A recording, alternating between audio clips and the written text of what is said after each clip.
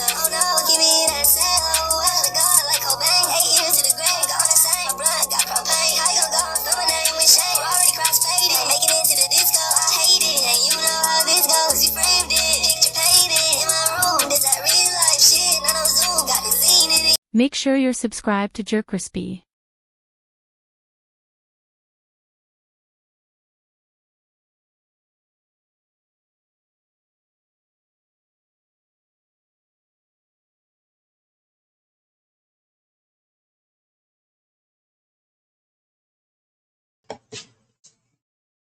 What's up, y'all? Show some most that's the most. We're back in that video. When Pennywise terrorized the whole neighborhood and got jumped for it. Make sure you like, comment, subscribe for a lot of social media. It's about Chin Chu. We're on the road to 500. Let's see what's going on with this. And Chu. Let's see what's going on with this. Time for some more what? Yes, sir. Yes, sir. It's time for some more peek. We open up in Derry, Maine with it. 1988, small town America, where everything looks normal, but you already know something is off. Say, hold up. Wait a minute. Something ain't right. Because Stephen King doesn't do normal. The rain is pouring, the streets are slick, and little Georgie is out here in a bright yellow raincoat that makes him look like the happiest highlighter in the world. He's chasing a paper boat his brother Bill made for him. The SS Georgie. Cute, right? Yeah, not for long. Bill's sick in the head, but he still loves his little brother. So he builds the boat and sends him off. Georgie running through the puddles, smiling, while the camera follows the boat down the street like it's a VIP. And then the plot twist. The boat goes straight into the sewer drain. That's when Georgie meets the reason clowns became nightmare. At that point, I wouldn't even care about that boat. I would say, can you make me another boat? As soon as I would have saw that clown, I would have hit a full flat, never look back. Fuel for an entire generation. Pennywise, dancing clown. Tim Curry made Pennywise creepy back in the 90s, looking like Hot Topic designed a Happy Meal. His eyes are too wide. His smile's cracked just a little too far. And the dude voice, it's like if Mickey Mouse smoked cigarettes. He pops up in the drain like, hiya, Georgie. All cheerful and junk. And little Georgie in this mud just chatting with him. Now, I don't care how old you are. If a clown is chilling in the sewer trying to make small talk, that's your cue to hit the turbo button and skedaddle. But Georgie's a kid. He's innocent. Pennywise lures him in with that carnival voice, holding out the boat like, don't you want it back? And Georgie's torn. Bro really want his boat back for real. But stranger danger alarms are probably dinging in his head. But Pennywise is selling it too hard. He's talking about cotton candy and popcorn and circuses and junk. Like, don't nobody care about all that? Basically running down a kid's whole dream menu. And Georgie, bro did the worst thing unthinkable. He reaches in. Big mistake. Pennywise whole face shifts from funny clown to predator mode. His jaw unhinges, razor teeth snap out like a great white shark. And he bites Georgie's entire arm off in one chomp. Nigga gobbling this mug up like a Big Mac. Little dude is crawling away in the rain, screaming, and Pennywise just drags him into the drain like he's taking leftovers home. It's brutal, no hesitation, so hold no up, mercy. man. That old man was right there the whole time, right? Saw my nigga got chumped and was talking to this man, and he ain't thinking about, hey, leave that drain alone, dude. Man, he wanted that man to get set up. The drain like he's taking leftovers home. It's brutal, no hesitation, no mercy. Just like that, Pennywise over here smoking on that Georgie pack. And the worst part, nobody sees it. To the rest of the town, Georgie just disappeared. 1 second, kid in a raincoat. Next second, gone forever. That's how it opens. No build up, no warning. Just, hey, want to see why you'll never trust storm drains again? Boom. And the rest of the movie? Yeah, well, we'll get into that. So Georgie's gone, and the whole town just kind of shrugs it off like it's business as usual. That's Derry for you. Kids vanishing all the time, but somehow everyone keeps mowing their lawns like nothing happened. Bill, though, he's wrecked. He can't accept his little brother's just gone. He spends his nights making maps of the sewer system, convinced Georgie is still out there somewhere. Spoiler, he's not wrong, just not in the way he hopes. Now we start meeting the rest of the crew, the Losers Club. And I can't lie, if I was part of this friend group, you might as well call it Raps for Us, because this name is trash. These kids are the Avengers of awkward. First up, we got Richie, mouth of the group. This boy can't shut up if you stapled his lips together. Every sentence is a roast. Every moment is a chance to be annoying. And somehow, they still mess with bro for real. Think of him as the DLC pack nobody asked for, but secretly makes the game more fun. Then you got Eddie, walking web MD. His mom has convinced. I'm about to say, yeah, and his mom like try to get him on the medicines and stuff like that, have him tripping and stuff like that. It's raining outside. Yo, I know it's not raining outside. I don't know, son. I don't know, Pennywise. Nigga, you ain't coming to... Nigga, I'm black. Remember that. You ain't coming to get me. I ain't Georgie. Remember. Man, nigga, me and George are two different people. You would catch the hands. You would catch the hands. I'm not playing with you, bro. You officially would catch these hands. I wish you would come through this dome. He's allergic to air, dust, and happiness. He's got an inhaler holstered like a pistol on his hip, and he's constantly whining about germs like they're mini bosses out to kill him. Next, Stan, the skeptic. He doesn't want to be here, doesn't want to hear about killer clowns, and probably wishes he was home alphabetizing his bird watching books. He's basically logical Spock kid, which in a horror movie means he's about to be stressed 24/7. And then we got Ben, the new kid, book smart, soft spoken, and built like a walking hug. He's also crushing hard on old Bev, which is unfortunate because love triangles in Stephen King stories always end up in trauma. Speaking of Bev, we got Beverly Marsh, the little girl thing in the group. She's tough because she has to be. At school, bullied, getting called a hoe, and treated like an outcast. Yeah, that's a recipe for disaster. At home, she's got a creep for her dad. Her entire vibe is life's been handing me L's since birth, and I'm still here. Instant MVP energy. And finally, Mike. Quiet, thoughtful, working on his family farm, and the only black kid in town. Which in Stephen King's Dairy, yeah, this means racism is dialed up to 9,000. But Mike's resilience makes him solid. He becomes part of the losers club because like the others, he's seen something he can't explain. And that's the glue for real, no Elmers. Every one of these kids has run into Pennywise some way or another. And Pennywise isn't just biting the arms off, he remixing his clown act in whatever scares you the most. Eddie sees a leper, Ben sees a headless corpse, Bev sees blood spraying from her bathroom sink like the Kool-Aid man had a stroke. And Pennywise isn't playing tag. Bro running a fear buffet over here. Meanwhile, the adults of Derry, completely and utterly useless. The kids over here screaming and crying and telling them about the monsters, and every adult just blinks it off. Like, dang, that's crazy. Anyway, Derry has this. What if the whole time the adults already knew who he was, but they just trying to? It's like you know, old dude Freddy Krueger. It's like if you say his name about like 3 times or like stuff, he pop up in your dream. What if it's like that though? Well, what if the parents think it's like that though? For natural apathy where the grown-ups either don't see the horror or flat out ignore it, which means it's on the kids, the losers, to figure out what's going on and to stop this junk from happening again. So while summer break usually means bike rides and ice cream, these kids are out here forming a secret squad to investigate a sewer demon with an appetite for children. Childhood nostalgia, but make it traumatic. They over here spending their vacation learning their town is basically hell with better landscaping. Ben, the new kid, becomes the resident historian while the others are dodging bullies. He's at the library putting in work, boy. I'm talking red string conspiracy boards like a tiny detective. He digs through old newspapers and finds out that every 27 years, Derry goes full horror movie. Kids vanish, disasters hit, bodies start piling up. I'm talking him, her, him, her, him, her. Bodies. The pattern's been going on for centuries. Fires, epidemics, massacres, you name it. And every time, the culprit is never found, which is code for, yep, Pennywise has been eating kids like clockwork. Meanwhile, Bill is still obsessed with finding Georgie. He's convinced that Georgie didn't just die, that maybe he's trapped down there somewhere. The others don't buy it, but boy, do I love coming here. Walking down that hallway shaped like a clown cervix. But they back him up anyways because that's what friends do.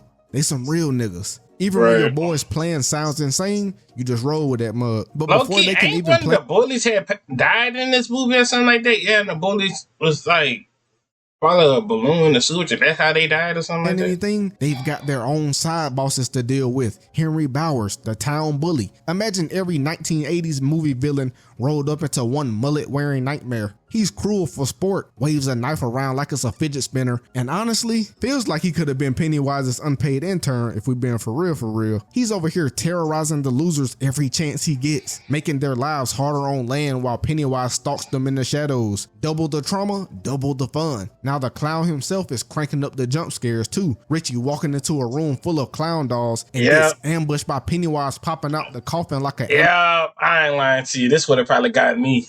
Fuck no. And then he would have stayed like that. I would have said, you know what? Fuck it. Come on. I would have bucked up to that man.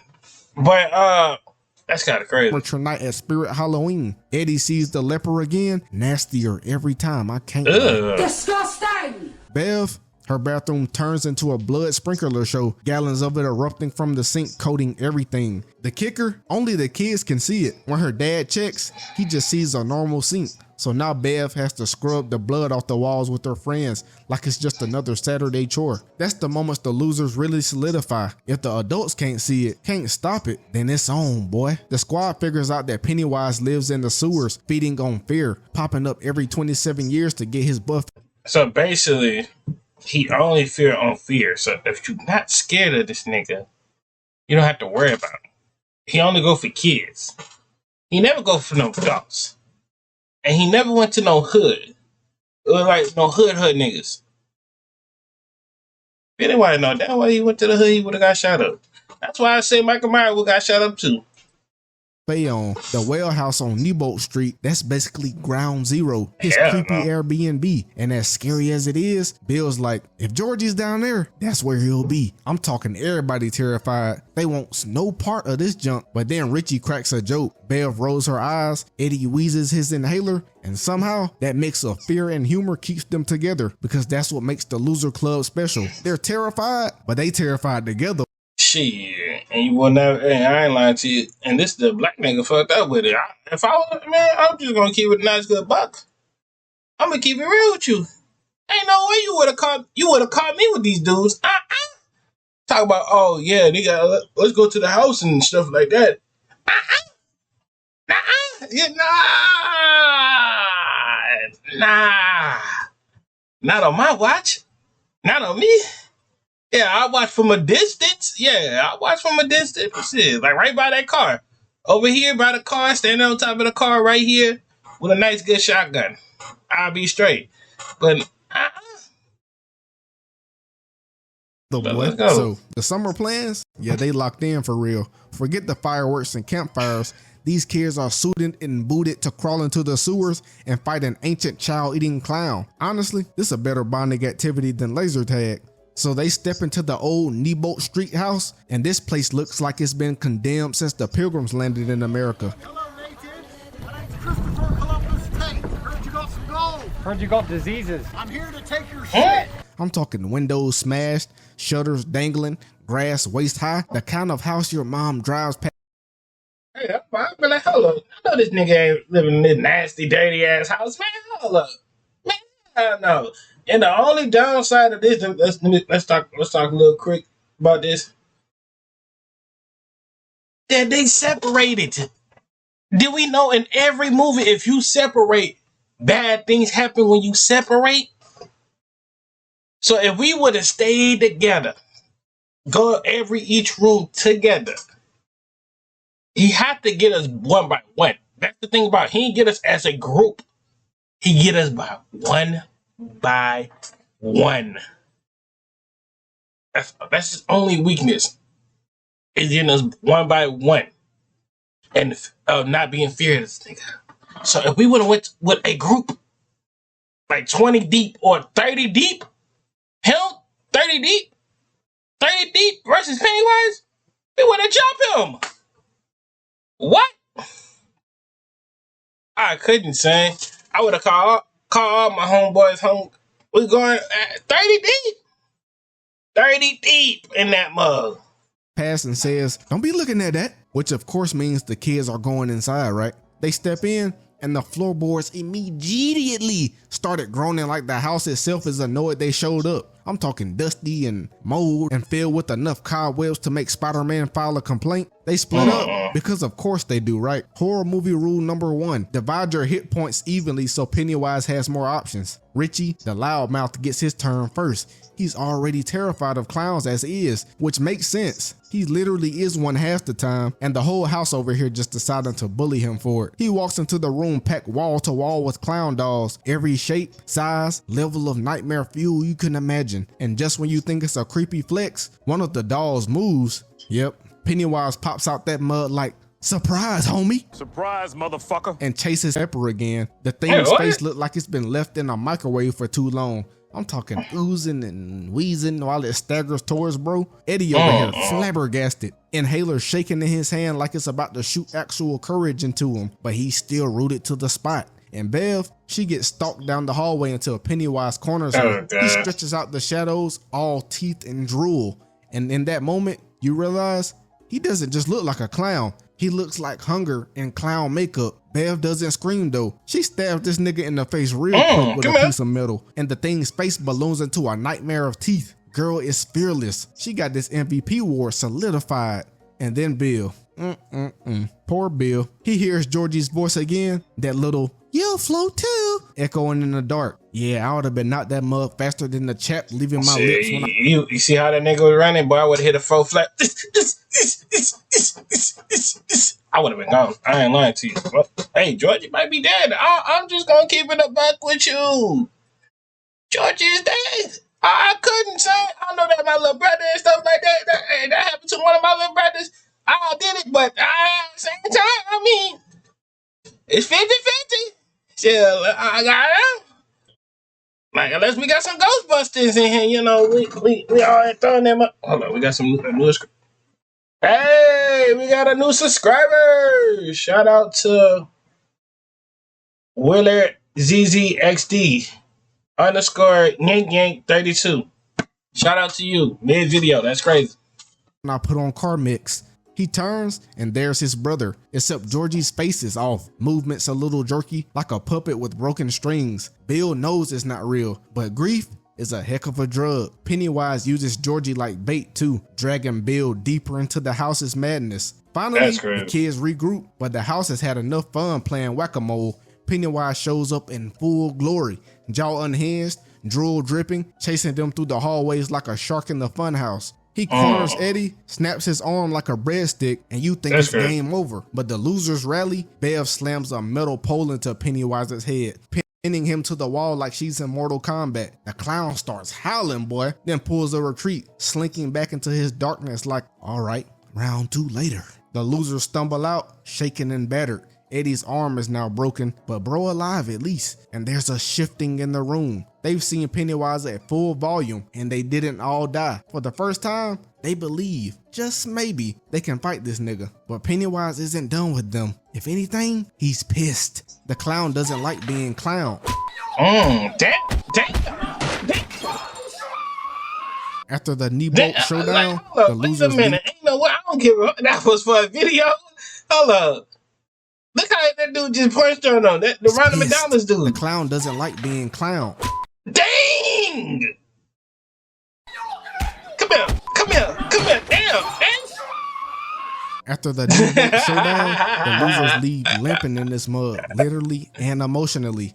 For a bunch of 13-year-olds, they've already done more monster fighting than the Ghostbusters, but the cracks start showing. I'm talking Bill is locked in now. He's obsessed. Georgie's voice is echoing in his head like a broken record, and he's convinced they can end Pennywise if they just keep pushing. But the others, yeah, they done tapped out. Stan's like, bro, I almost got eaten by a demonic painting lady. I'm good. Richie's cracking jokes harder than usual, which means he's terrified. Tarnished. And Eddie, well, his mom just finds out he's been hanging with those kids and she loses it. She's convinced they're a bad influence and tightens her grip on this nigga. Yeah, this that helicopter parenting. The losers start drifting apart. Summer fun turns sour now, and Pennywise uses that to his advantage. Divide and conquer. It's villain 101. Beverly gets the worst of it. Her dad, already creepy enough to make your skin crawl, starts tightening his control too. He corners her asking if she's still his little girl. And the tension, honestly, this mug is just nauseating.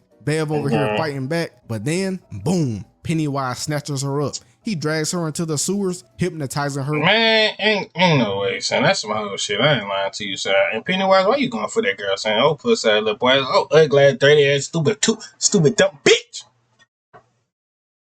Man, I don't give a fuck. I ain't scared of that, man. What? Man, give me my money. Give me my money right now. He got what? Yeah. Man, no, but he only came for the girl. That's the thing about it. He ain't even go for no dudes. He should have went. Why he didn't mess with the dude? And she already knew he had it bad. Mama left. Dad, I don't even know what was Dad trying to do. But golly. With those deadlights, his true form glowing like alien spotlights. She floats up into the air, suspended like a doll on strings. Oh. The clown finally has her, and she's stuck in. So it's like he gonna open his mouth fully, and you gonna see the inside. Man, then I'm gonna just get a pocket knife and say, jabbing. I'm like that. The fuck? This twisted trophy room with all the other missing kids. Meanwhile, Henry Bowers, the human villain DLC, goes full psycho. Pennywise starts whispering in his ear, feeding him that violent streak until Henry snaps completely. He kills his abusive dad and then sets out after the losers with his knife and mullet combo. Now the kids aren't just fighting the demon clown. They've legit got a homicidal maniac hunting them down like this Friday the 13th. When the losers realize Bev's missing, it's the wake-up call they all needed. So they regroup, arguments fade, fears get shoved aside, and Bill rallies them with that classic horror kid speech. If we stick together, we win. It's corny, but that mug works for real. They grab their gear, poles, slingshots, whatever junk they can grab and weaponize. These fools over here with the GTA armory wheel. Oh, nigga, don't hate me because I'm beautiful, nigga. Maybe you got rid of that old yee ass haircut. And head straight for the sewers. The final act is on deck. No more running, no more hiding. If they don't go down there now, shawty gone. And Pennywise gets to keep feeding until he wakes up in another 27 years to ruin somebody else's childhood. The Losers Club is ready for war. And Pennywise, ain't they about to make a number 3 about this? Yeah, they about to make a number 3. Waiting with a smile. So they march into the sewers like it's a suicide mission? Because really, it kind of is. Flashlights in one hand, makeshift weapons in the other, and fear clinging onto them heavier than the sewer stench. They're scared, but they've got something stronger. Anger. Bev's gone, Georgie's gone, and Pennywise has been haunting them all summer. Enough is enough.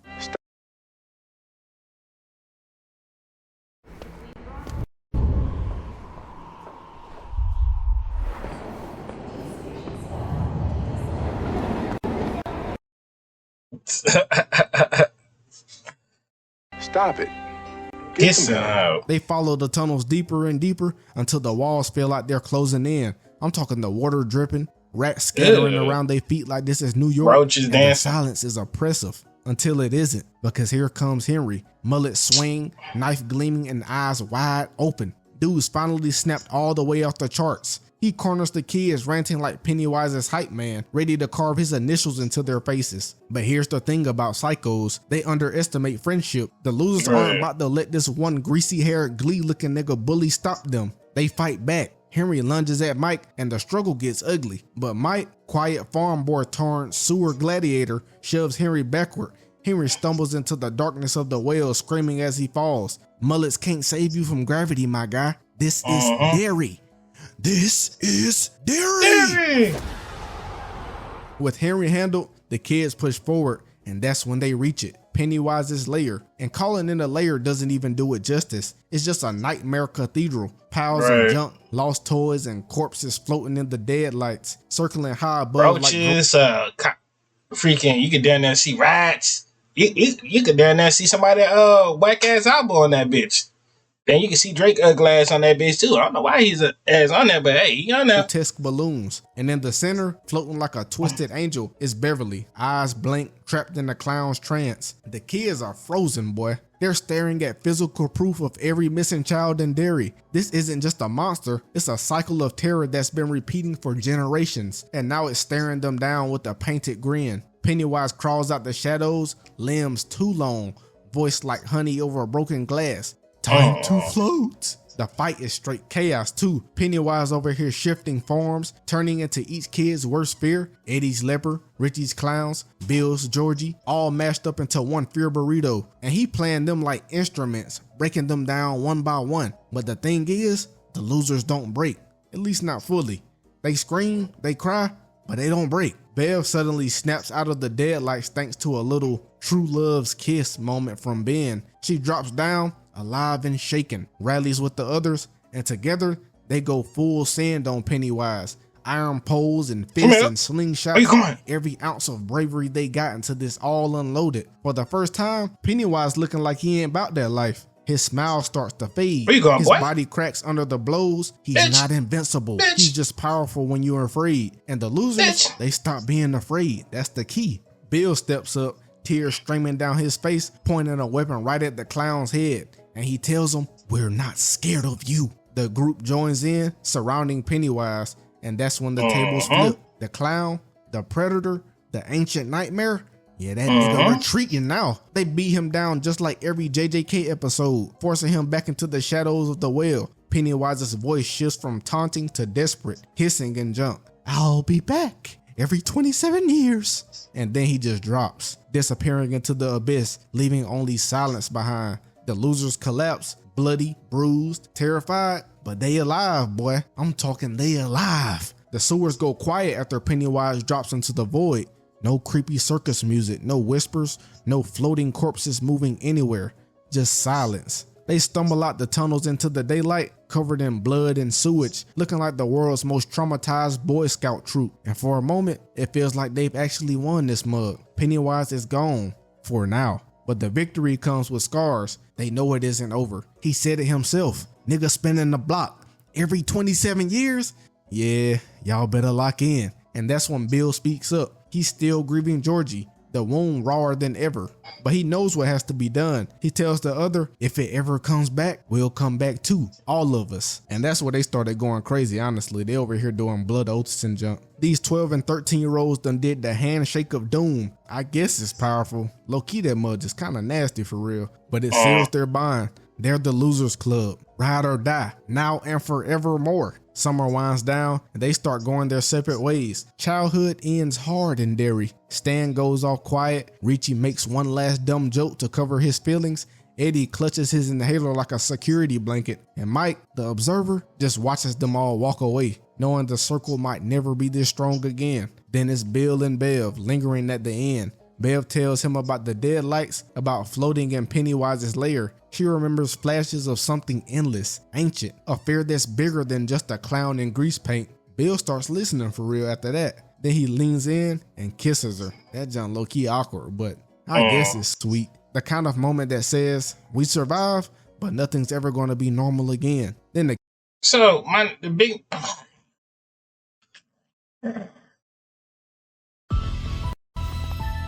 Let's play with Foxfire.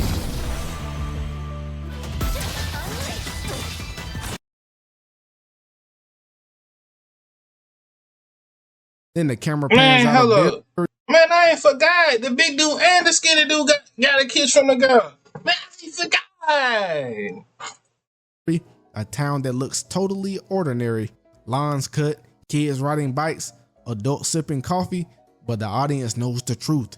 Evil is still here.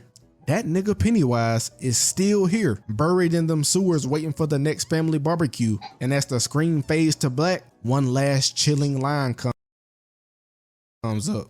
Chapter 1. Because the losers may have survived this summer, but Pennywise, like I said, he's spinning the block. He coming back. And that's it. A horror movie. Yeah. All right. Hope y'all enjoyed the video. Make sure to like, comment, subscribe. Follow our social media. They pop on the screen. They probably gonna make a number 3 and it's gonna end off with a number 4. You already know. We're gonna roll to 500 and I gotta go. See ya.